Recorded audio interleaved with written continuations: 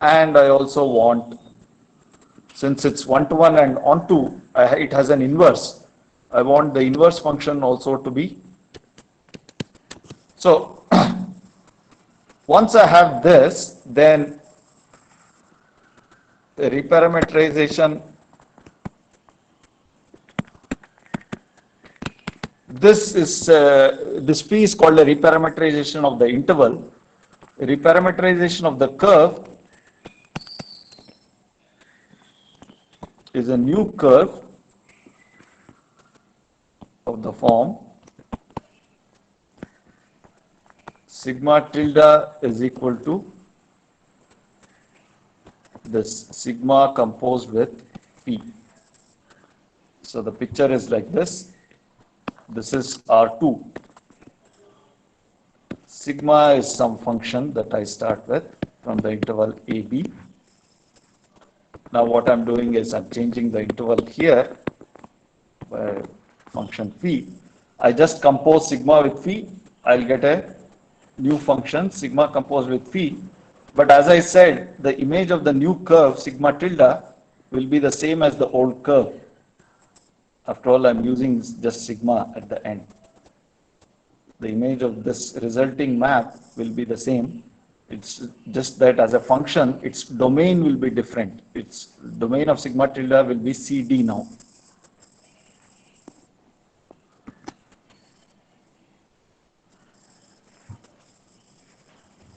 So as an example, I already talked about the circle of radius r. Let me reparameterize it. Circle of radius r centered at the origin. I started with sigma from 0 to 2 pi to r2. If I take this interval, then my sigma was r cos t, r sin t. Let me change the interval slightly. So instead of 0 to 2 pi, I want to work, you'll see shortly why I want to do this.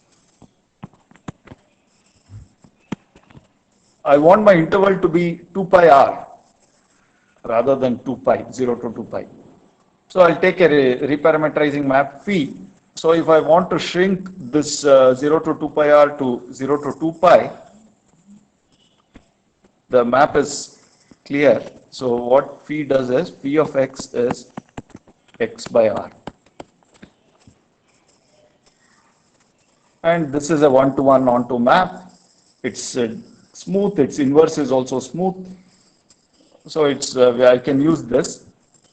And the new reparameterization of sigma tilde is sigma composed with phi, will be now given by sigma tilde of x. So a variable in this 0 to 2 pi, we'll call it t. Here let me call it x for now. Sigma tilde x is sigma of p of x. So I'll just end up getting r cos x by r, r sin x by r.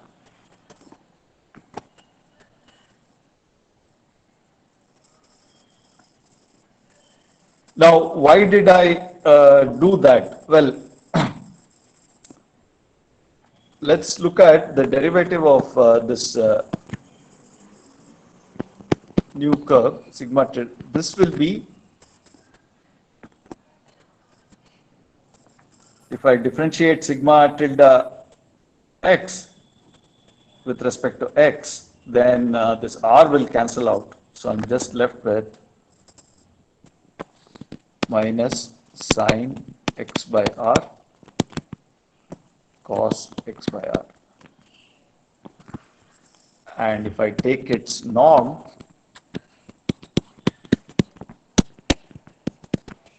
I'll get 1 for all x in 0 to 2 pi r. So the point is by reparameterizing it, so in the previous original one, this was not the case. It was not 1. But by reparameterizing it, I was able to ensure that the speed is constant and speed is actually 1 throughout. Well, it turns out that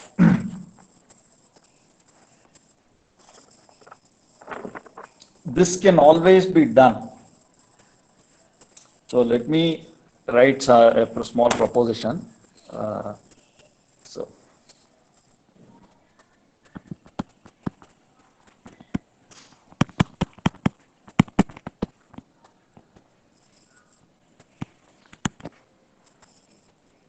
the first observation is that, see, as I remarked, the image of this new curve sigma tilde and the old curve sigma are the same. So the point is that since the image is the same and we are just interested in the locus of the curve, I mean the image of the curve, not exactly the parameterization and all that stuff. So if you are looking for geometrical properties, it should just depend on what the image is. Fortunately, the length that we define does not depend on this parameterization. In other words, so if sigma tilde is equal to sigma composed with phi is a reparameterization of sigma, then length of sigma tilde is the same as length of, which is hardly surprising since the image is the same. We would expect the length to be same, but this requires a proof, small proof, because we have defined length in a specific way. We have to check that according to that definition of length, both these two things are the same. So let me just do this. It's a one-line calculation.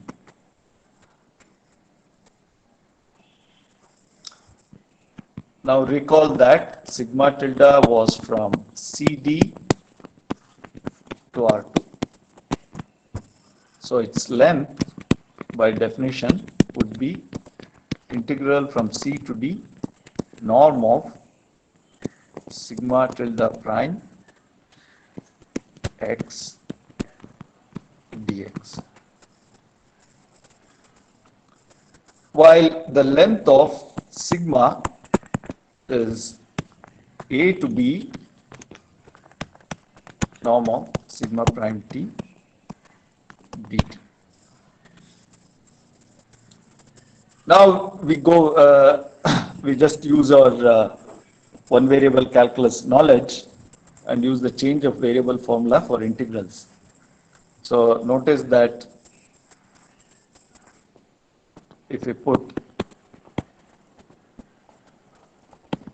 t equal to phi of x, phi is the reparameterization map. So I'll skip the calculations. Then the change of variable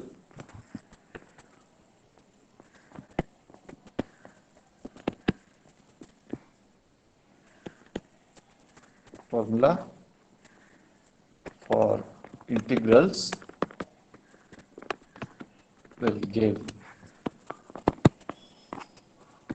L of sigma equal to L of sigma tilde.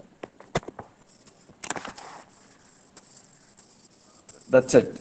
So we just have to do that and then you're done.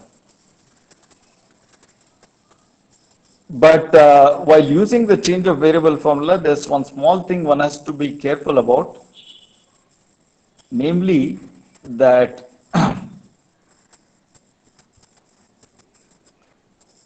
the sign of the derivative, see this map phi that one had, phi was from CD to AB. One has to observe that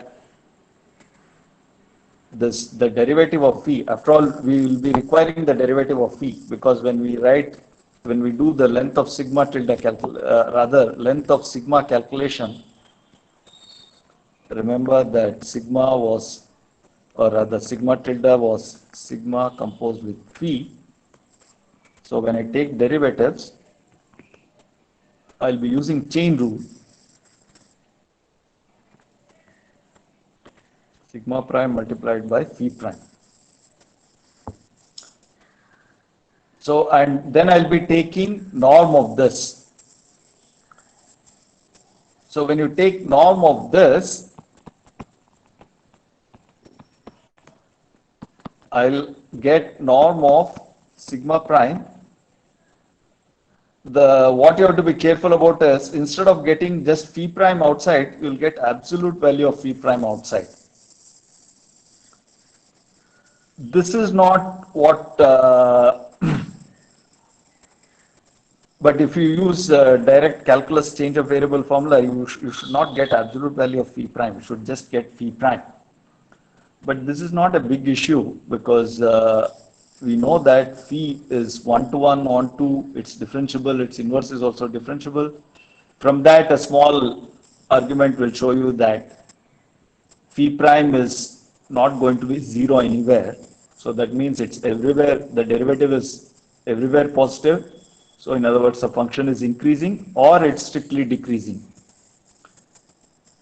So therefore, this if it's strictly increasing, of course, I can remove the absolute value sign here at this point. Otherwise, if it's strictly decreasing, I'll get with a minus sign, but then the integral will also change and so on. So I leave the details to you. You can check that. But the upshot is that the length does not depend on the parameterization. The second part of the proposition is that we saw in the case of the circle that after reparametrizing it, we could ensure that it has unit speed.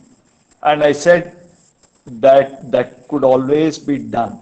In other words, but here we need the assumption of regular.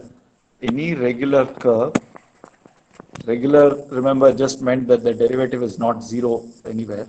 Any regular curve can be reparametrized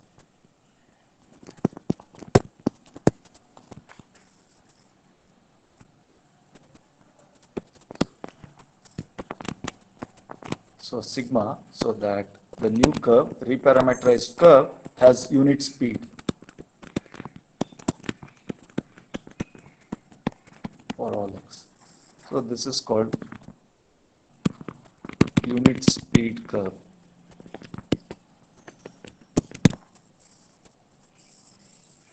Now, this requires a bit of thought. So what is that? So basically we already have this AB, then we have sigma going into R2. So you have to think, what is this map, what is this new interval CD, and what is this map phi, which will ensure that when I do sigma composed with phi, I'll get this velocity 1. Well, if you think a bit about it, you will see what exactly to do. I won't go into this, but let me just make a remark that this new interval CD, one can sort of guess what it's going to be, because we know that length of the previous part, I showed that length of sigma tilde is the same as length of sigma. Let's use this fact to see whether what CD should be. I mean, we don't have sigma tilde yet. We are trying to guess sigma tilde. But if we had it, so sort of we are going back arguing in reverse. If we had sigma tilde, what would we get CD to be? Well, we know this. If we had sigma tilde, we know that this should hold. But sigma tilde was supposed to be unit speed. It's very easy to calculate the length of a unit speed curve, simply because this is C to D sigma tilde prime x dx. Well, if it's unit speed, this integrand is just 1.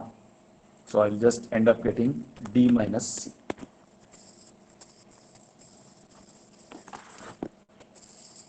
oops,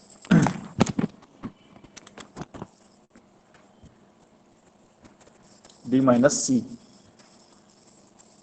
So this suggests what we can take C and D to be. I can take, for example, if I take C to be 0, the starting point to be 0 here, then this D will be forced to be length of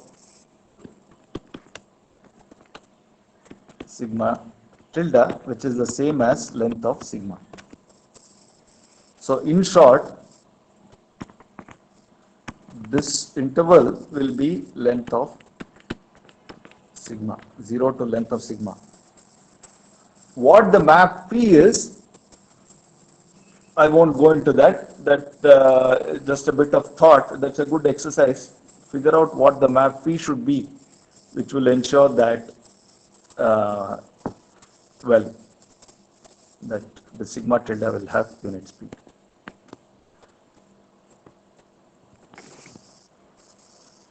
Right. So I have this. Now I said that this is a geometrical quantity. What exactly do I mean by a geometrical quantity? Well, the thing is, let's look at two curves in R2.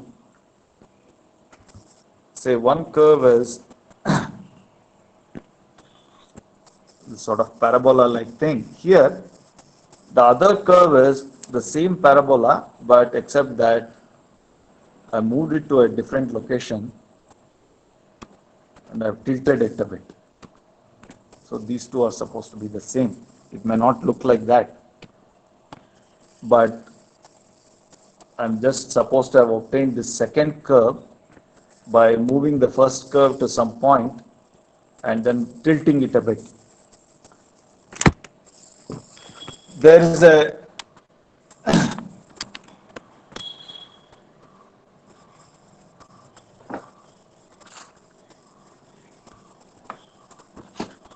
excuse me, just a second. So yeah,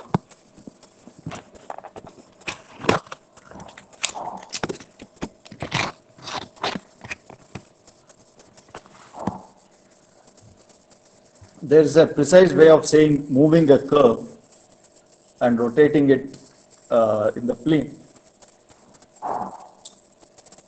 In elementary Euclidean geometry, we know what we are talking about. We say, for example, two triangles are congruent if certain things happen. So if I have a triangle like this, but the same triangle, I put it in a different location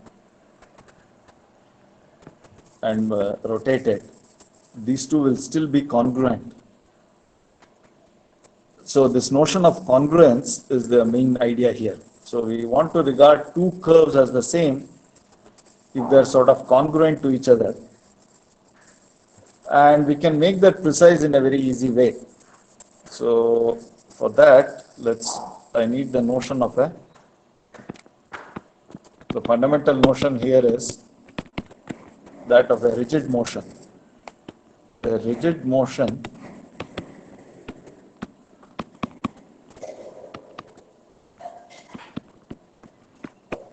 of R2 is a map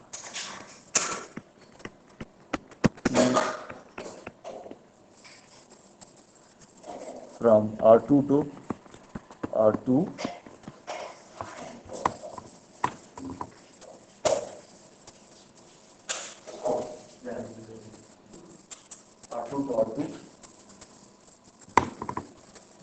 is a map from R2 to R2 of the form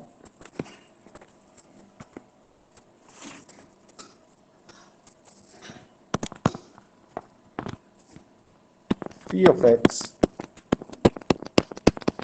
is ax plus b, where b is some fixed vector in R2 and this a is the rotation part. A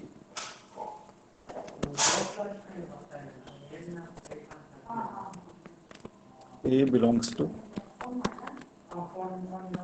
O2. In other words, A is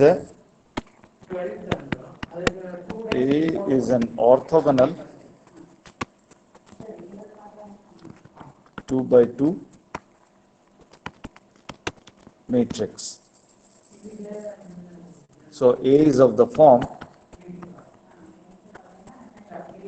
cos theta sin theta minus sin theta cos theta. Well, A is so it's a this is a what I wrote here, cos theta sin theta minus sin theta cos theta is not everything. Not every orthogonal matrix can be written like this. There's another possibility, or this is just pure rotation. The other possibility is rotation and reflection, or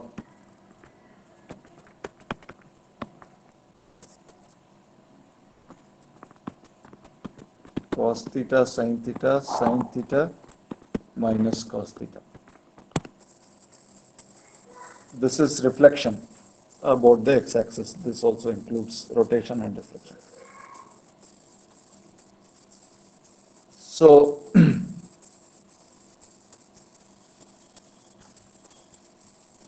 the point is, rigid motion has two parts. One is this adding B just amounts to translating point X in R2 will be done. But the other part is rotation. So in the way I've written it, first I'll rotate or reflect the point X by this matrix A. Then whatever I get, I'll translate it by B. Of course, if you do first, if you do translation first and then rotation, again, you'll get a formula which looks similar to this. So it's everything can be written like this.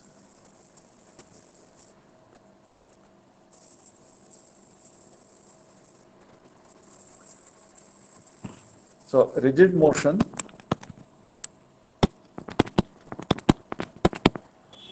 I just mentioned that is also called a congruence.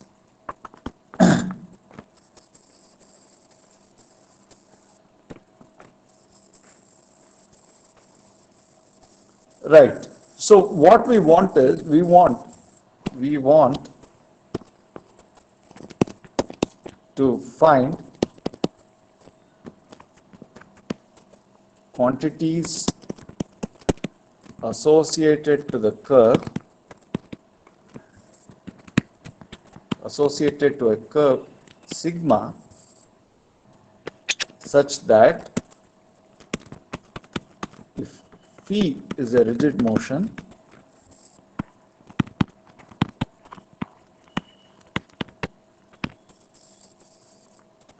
then the new curve phi composed with sigma,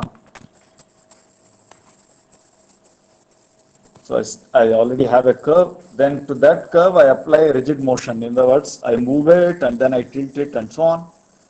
But essentially the new curve has not really changed in shape at all compared to the old curve. It has just been put in a different location and tilted a bit. So we would expect that the new curve has the same geometrical quantities. Then this should has the same quantities. So the simplest example is the quantity that one example of a quantity is length. The length of a curve is something which does not change after I do a rigid motion. So let's see why this is the case.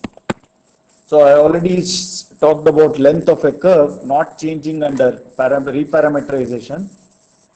That's a different thing. But here I'm talking about changing the image itself. The big difference is that the image of phi composed with sigma is not the same as image of sigma. but it is congruent to that of sigma, and we want length to be the same. So again, let's call the new curve as sigma tilde. Let sigma tilde be phi composed with sigma.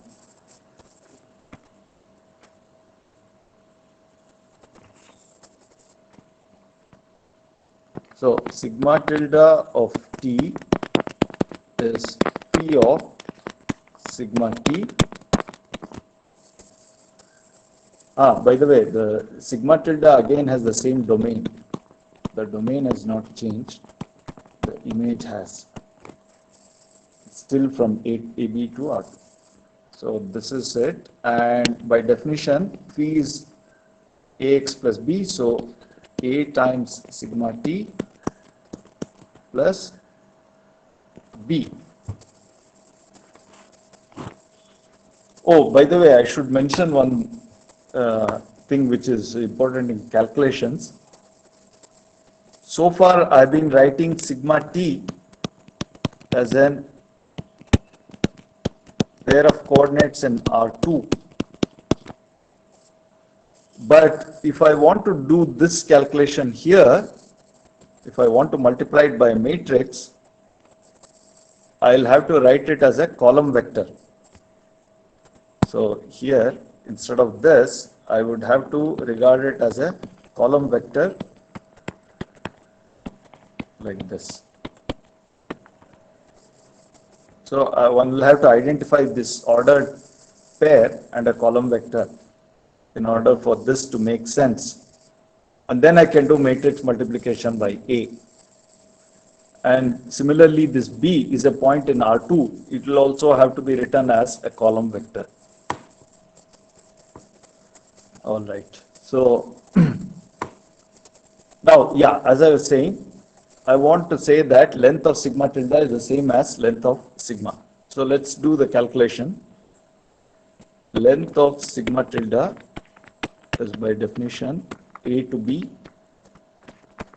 sigma tilde prime T dt. Well, so it amounts to find length, I just have to find its derivative of the curve, the speed of the curve. So for that, I just differentiate this. Now here,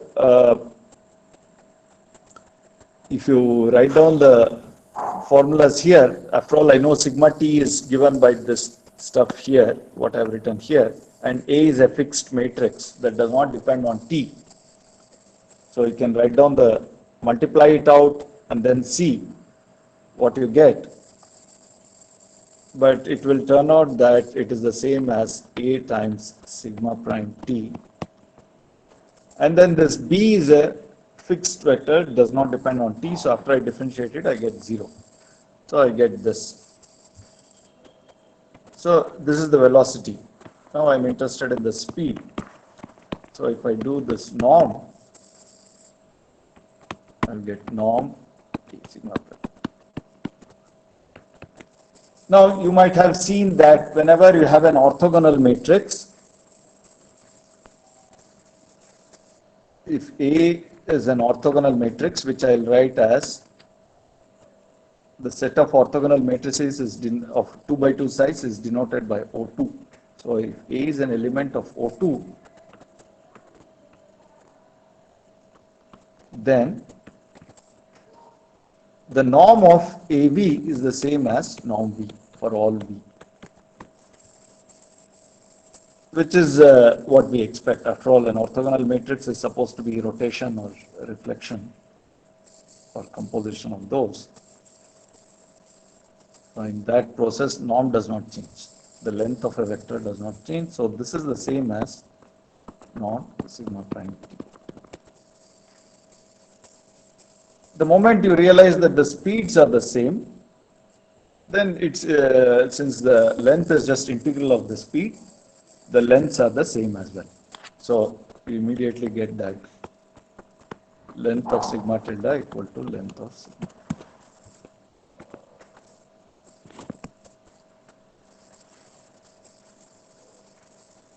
So we've checked that length is something which does not, which is, we say that length is invariant under, this is a thing which you will see often in mathematics, invariant under something. Length is invariant under rigid motions.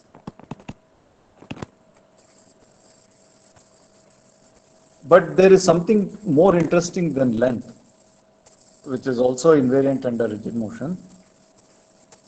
And that's what I'll talk about next. So let me, so the goal is to find all such quantities invariant under rigid motions.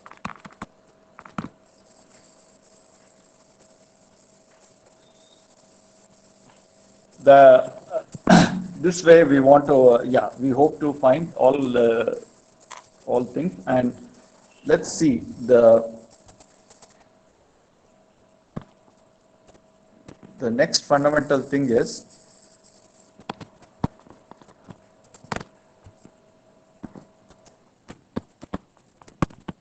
curvature of a plane curve.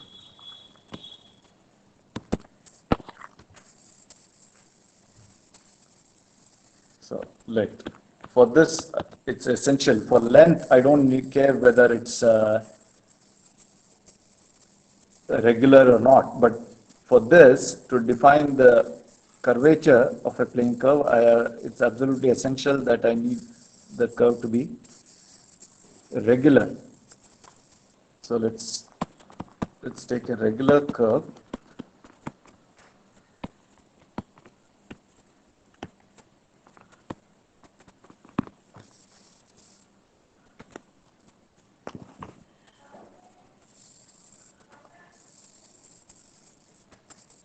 We already seen that, well, I didn't prove it, but I stated it, that any regular curve can be reparameterized so that it has unit speed.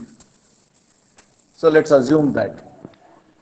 We assume that sigma has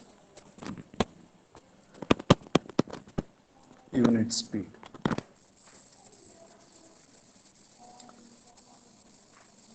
So norm of sigma prime t equal to 1 for all t in AB. So what does this mean? It just means the inner product of sigma prime t, after all, the norm is just the square root of the inner product of the vector with itself. So I'll get so this notation, brackets like this, is the same as inner product. So VW, you might be more familiar with the dot product.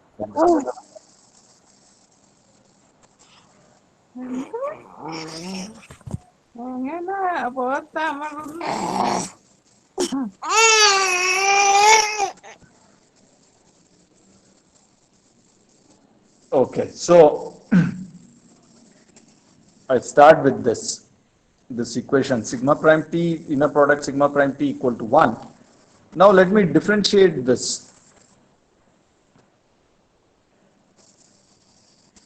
Differentiating this,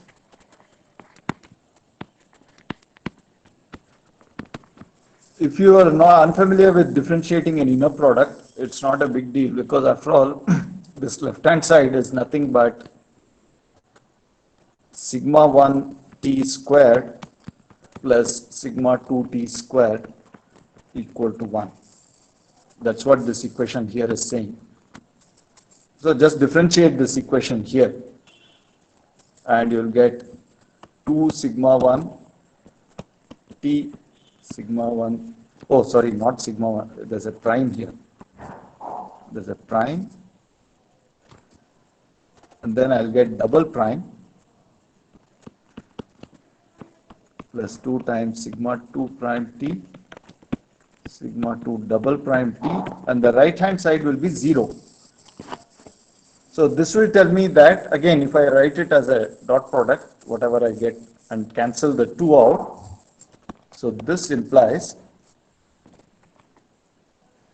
sigma prime t dot product with sigma double prime t equal to 0.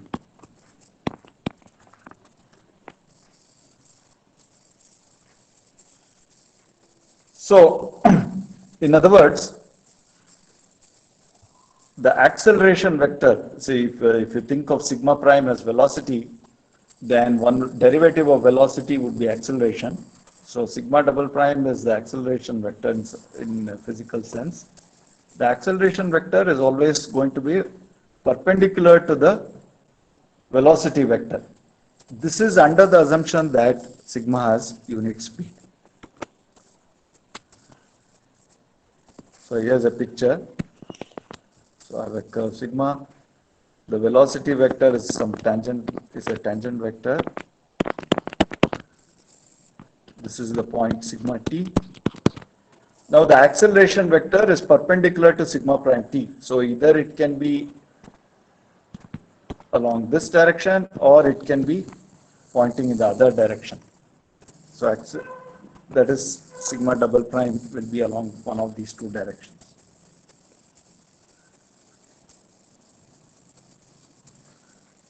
Okay, so now to define curvature, what I want to do is, now that I have observed this, let us fix a unit normal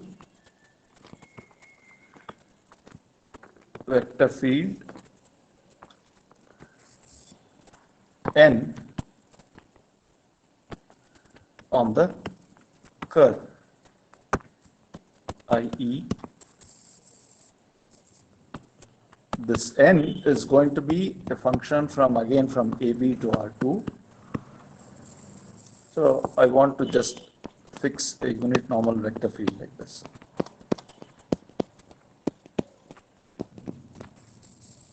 This is n. So its defining properties are, one is n is, since it's a normal vector field, it should be perpendicular to the tangent vector. N of t inner product with sigma prime t should be 0 for all t. And since it's a unit vector, n of t, norm n of t should be 1 for all t. These are the two conditions that I want on n. So how do we know such a thing exists? How do we know that we can always find n? We can't use, in the previous slide,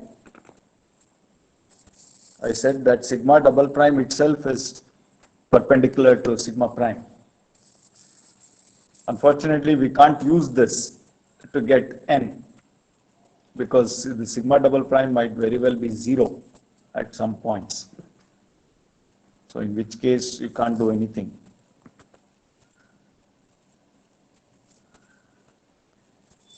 But there is an easy way of getting hold of n. N exists. It's easy, you can write down a formula for n like this. So you just look at it, sigma prime t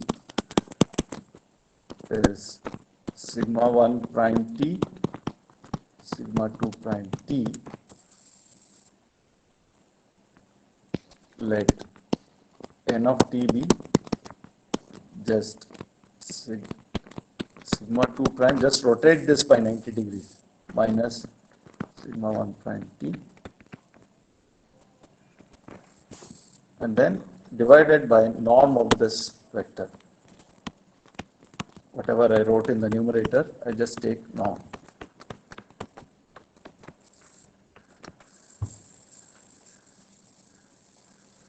So this is just rotation of sigma prime. the n that I obtained like this. But notice that there are exactly two choices of n. The moment I have one n, I can take minus of that and get another n. So everywhere I can, there are exactly two unit normal vector fields, n and minus n.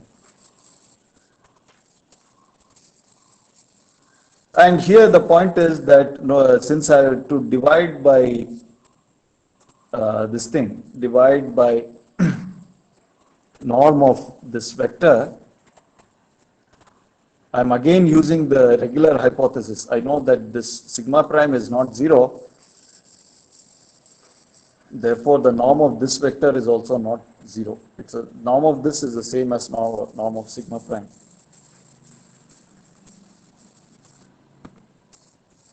So, all right. So let's fix a unit normal vector field. We have already observed that since sigma double prime is perpendicular to sigma prime,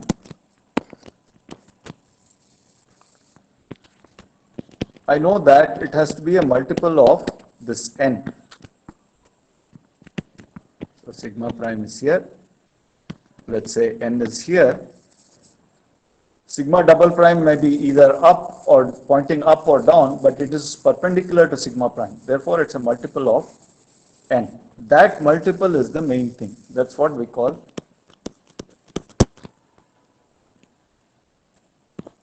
k of t. Kappa, actually it's not k, it's kappa, the Greek letter kappa of t. K of t, this quantity, actually I can, another way of writing the same equation is, I can just take inner product of this equation here, both sides with n of t. So this right hand side will give me 1.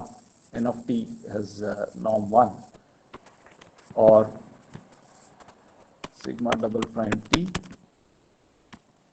n of t.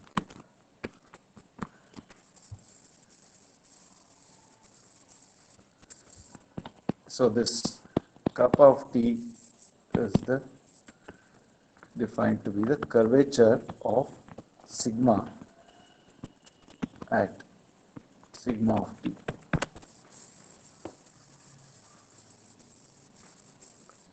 So this is the main thing.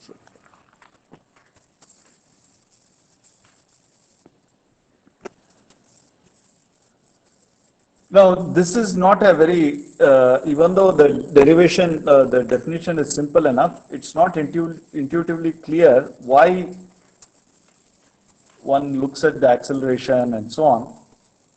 Fortunately, there is a very nice geometrical interpretation of this.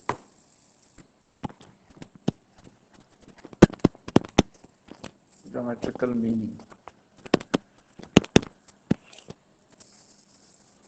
The meaning is as follows. So you take a curve. Let's say we are looking at the curvature here. Then what you do is you start by drawing small circles on one side of the curve, on the concave side of the curve, and then concave, and see what is the largest circle that you can draw. So let me make it picture bigger.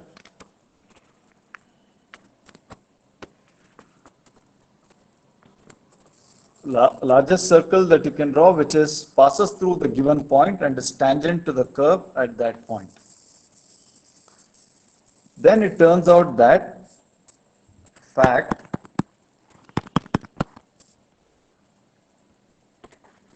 the inverse of the radius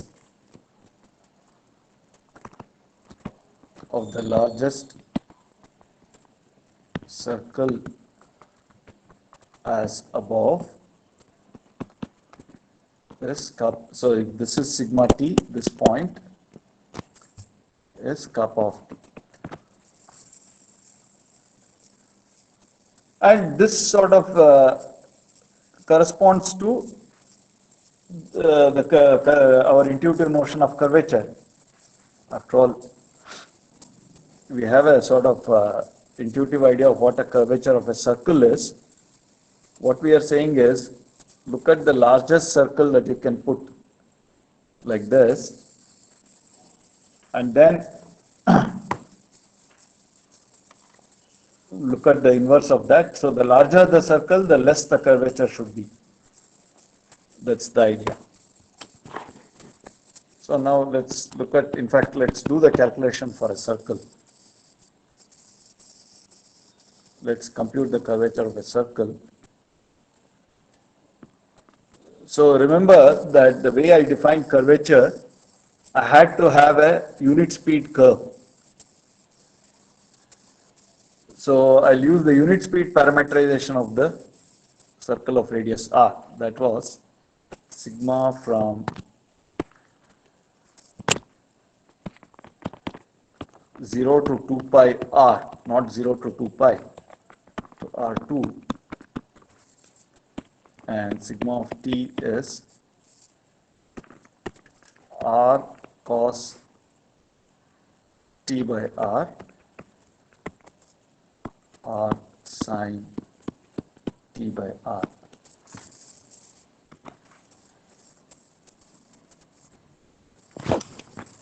Well, so in order to talk about curvature, one needs to fix a normal vector field. So here we have two choices as usual. So this is the origin, radius r. If I have any point, I can take a normal in this direction or in this direction. But notice that the normal is just a multiple of the radial vector. So, and the radial vector, so this is sigma t, this is just sigma t itself. So let's take normal to be n of t is sigma t. I can't just leave it like this because I need it to be a unit normal. So I have to divide by norm of sigma t, which is r. So 1 over r times sigma t. This is my unit now. Now let's, so in order to compute curvature, I just have to calculate the second derivative of sigma. Going back to the previous page, I have sigma here. I just differentiate each term twice. So after I differentiate once, the one r gets cancelled. The second time I differentiate, 1 by r comes out, and a minus sign remains. So I'll get minus 1 by r cos t by r minus 1 by r sin t by r.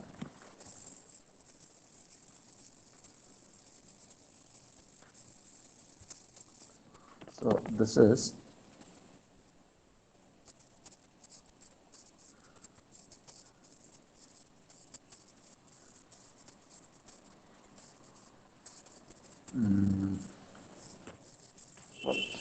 so sigma double prime 1 by r, yeah, right. So after I r times that, differentiate once,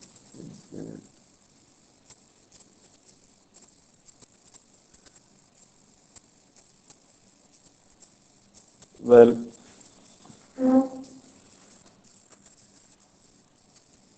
right. Yeah, okay. So this is, yeah, I want to write it as a multiple of this n of t. That's the way I get curvature. So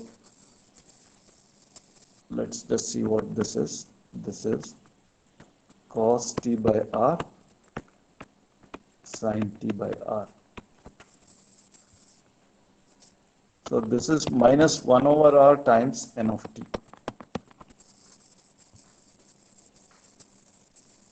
Therefore, by definition, the curvature is minus 1 over r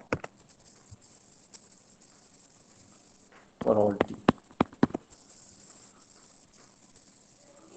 Now, the thing is that this sign has no meaning in the sense that if I change the n of t, instead of working with n of t, if I work with minus n of t, I would get a plus sign. This is one huge difference between curves and surfaces. It will turn out that for the case of surfaces, there too the choice of normal will be needed, but it will turn out that the sign of the curvature will not depend on the normal, while for curves it does. But the magnitude is the main thing here in this context. So the magnitude it depends as 1 over r. So as r increases, as you take larger and larger circles, it's less curved, which is what we expect.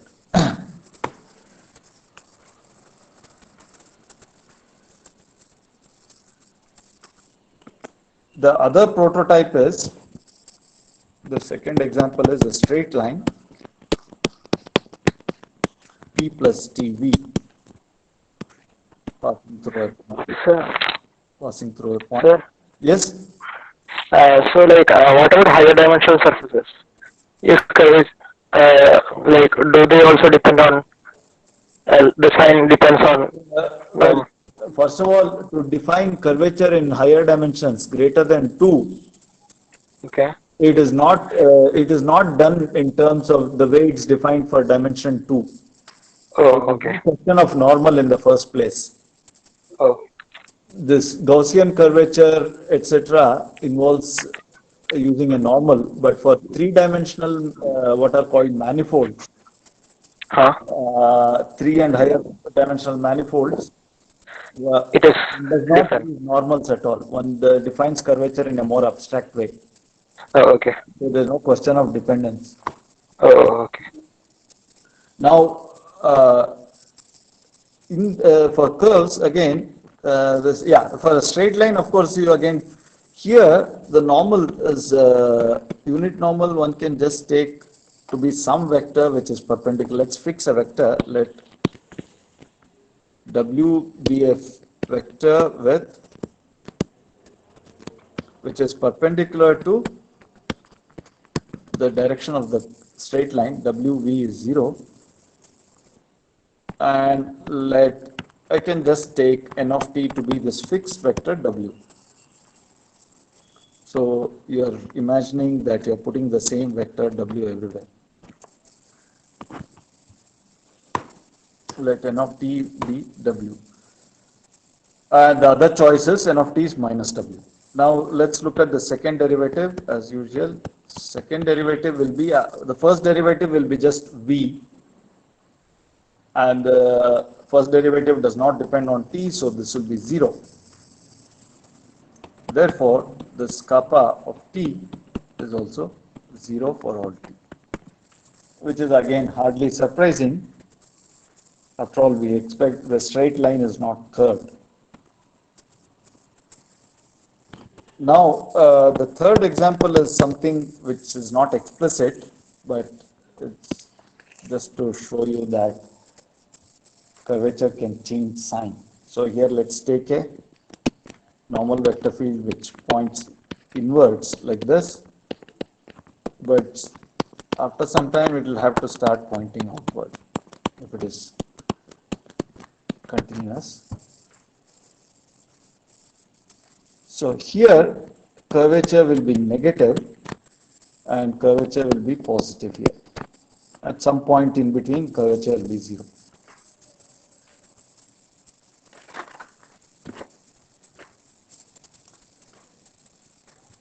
Okay, so we have this notion of curvature, but remember that we are trying to find things which were invariant under rigid motion.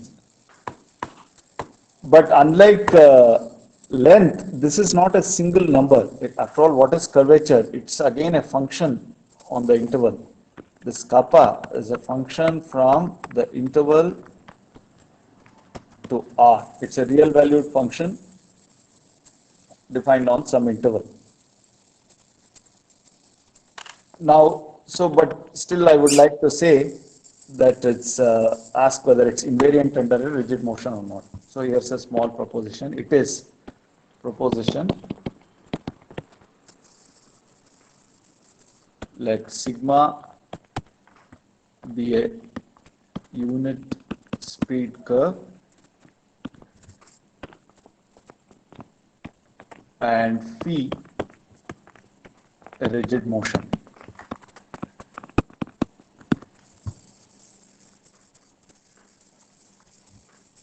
As usual, I'll denote sigma tilde, the composition by sigma tilde, P composed with sigma.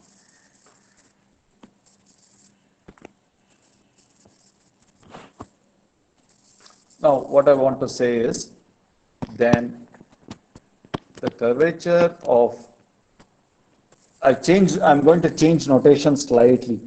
Earlier, I always wrote kappa of t. I didn't mention the curve. Now, instead of kappa of t, I'll write it as kappa of sigma of t. Just to keep track of the curve. So here I want to say the curvature of the new curve, the congruent curve, which is sigma tilde of t, is the same as the curvature of sigma.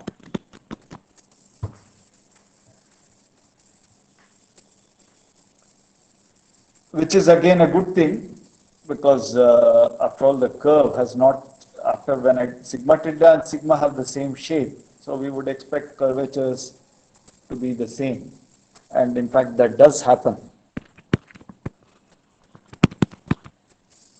The proof is again quite straightforward, so let's just do the calculation. So first of all, by the way, I missed something here. Remember that whenever we talk about curvature, there's always a normal vector field in the background. So I completely forgot to mention the normal vector fields. So here, if I start with some normal vector field on sigma, then this equation holds for a specific normal vector field, which will turn out to be just A times n. So this is n of t, this is A times n of t, where A is the rotation part of the rigid motion. So if you use these two normal vector fields, then this equation holds. So in terms of pictures, it's quite simple actually. So here I'm using some normal vector field n of t.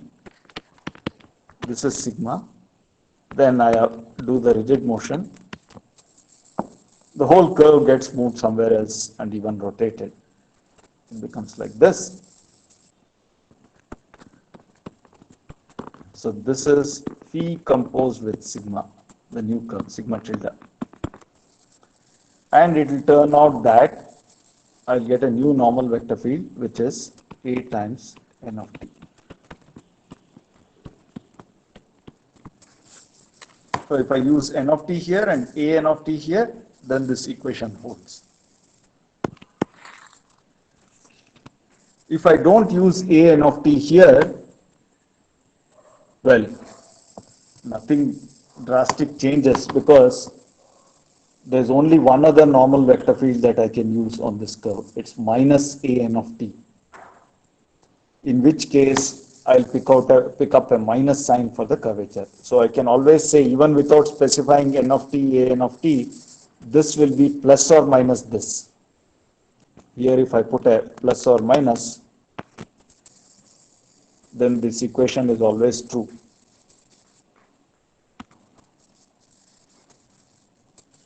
But to do the calculation, let's just use this. So first thing let's note is that proof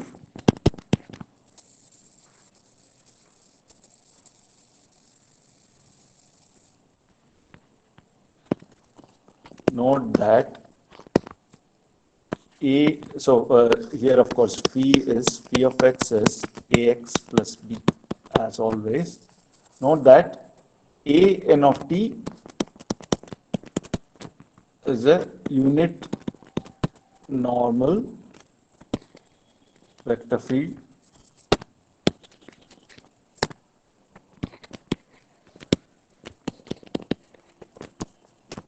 on sigma tilde. The unit part is clear because, as I've said mentioned earlier, multiplying by an orthogonal matrix will not change the norm. So n of t already was a unit vector. So a times n of t will also be unit. Question is it normal to sigma tilde? So let's check that. So a n of t sigma tilde prime t, I want it to be 0.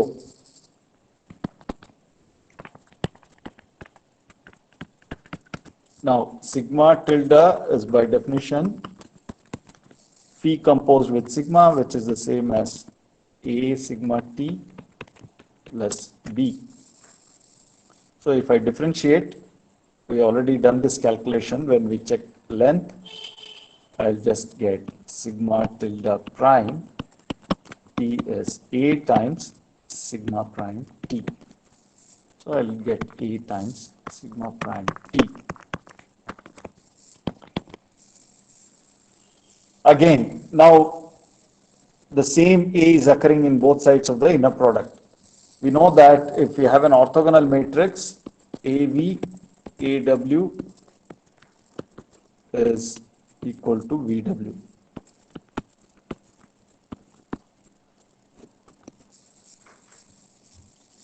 So you will get this is the same as n of t times sigma prime t, and this is 0 because we started with n of t was normal vector field on sigma. So that part is fine, and the other part is also easy enough. After all, I want to calculate sigma double prime t now, but I already have a formula for sigma prime t. It is a sigma prime t. So do it once, differentiate once more, and you will get a sigma double prime t. So this is a sigma double prime t. This is a times kappa of t n of t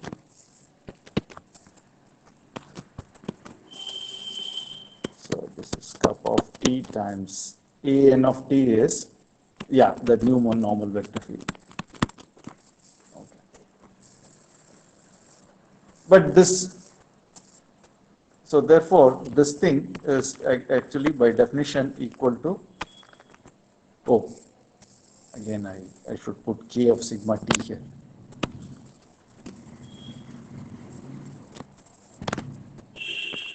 K sigma t. So here again k sigma t, and then this is by definition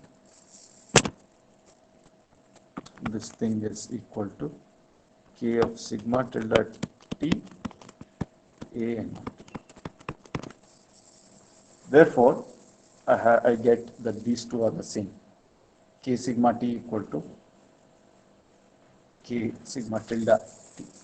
So this curvature does not change under rigid motions. That's the upshot of all this. So, but then that raises the question. So we have found two things which are invariant under rigid motions: length and curvature. Perhaps there are lots more things. I mean, we can endlessly keep on going. For example, we took second derivative of the curve. Why not take third derivative, fourth derivative, and so on, and hope to get something again invariant under rigid motions?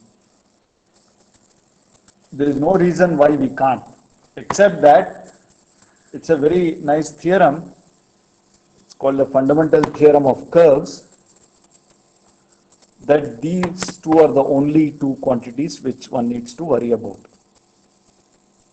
So, in fact, here's the theorem.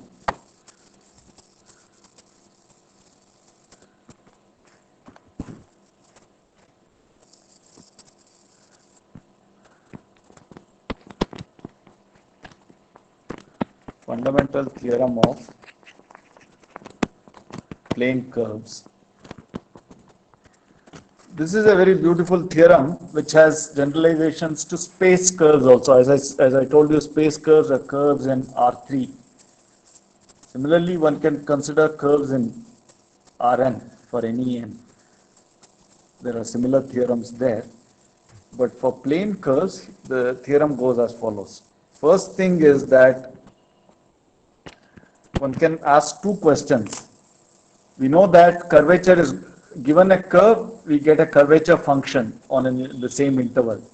One can ask, if I already give you some function on AB, is there a curve which has that given function as its curvature function? So that is the first part. Let alpha from AB to R be a smooth function.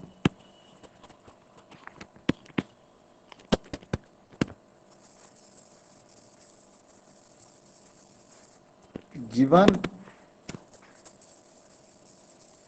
a point and a vector in R2 and a T naught, a time interval, a time in AB, there exists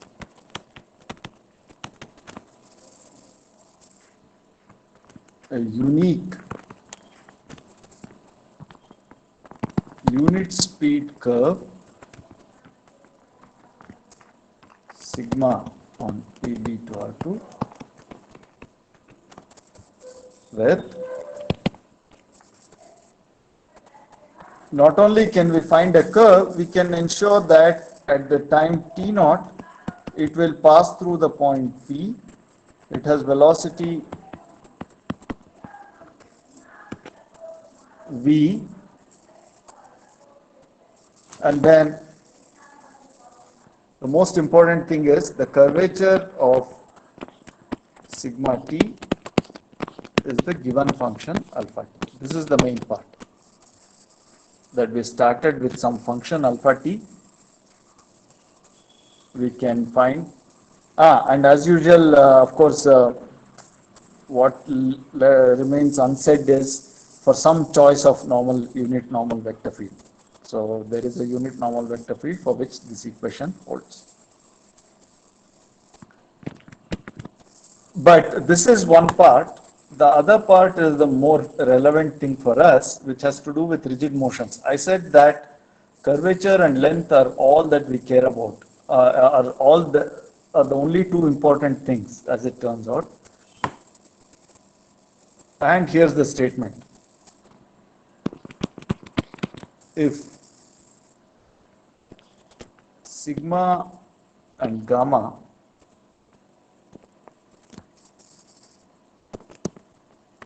are two unit speed curves,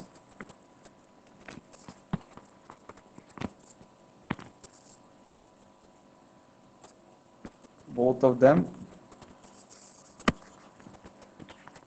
with the same length,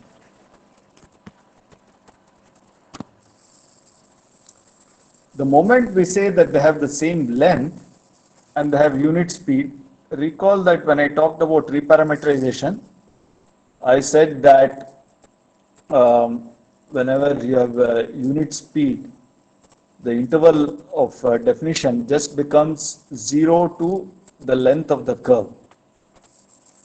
So the moment I say same length, I can define them on the same interval, 0 to L, where L is the common length of these two.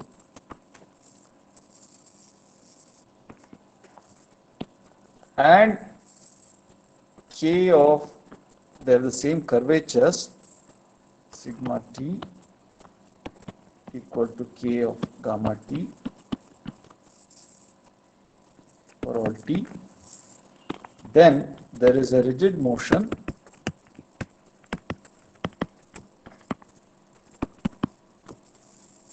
phi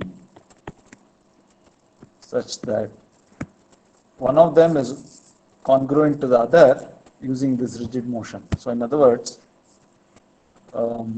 gamma is equal to P composed with sigma.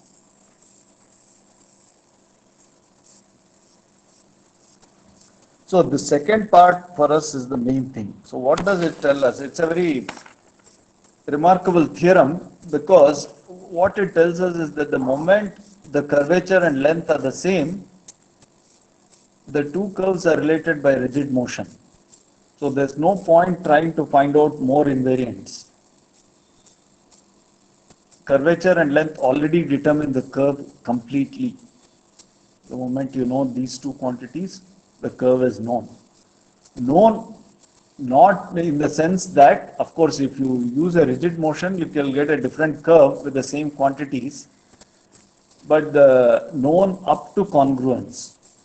So as long as you regard two congruent curves as the same, then curvature and length will do the job. This theorem is, even though it's not intuitively clear why this should be true, why should curvature determine the curve completely? Its proof is, if you know, ultimately boils down to a theorem in ordinary differential equations. So this condition, both part 1 and part 2 of what I wrote here, the existence of a curve and the fact that the existence of the rigid motion, both of them can be reduced to a theorem in ODE, ordinary differential equation. So I won't go into that, but rather I'll, so since it's already 12:30, so I'll stop here. Unfortunately, I was not able to touch upon the surface part, but my goal was, this is the definition of curvature of a surface again depends on understanding this clearly, the curve part. So one has to go through this, and hopefully you got some feeling for this. The thing is that everything has to be defined precise. So the one general remark I'll make is that everything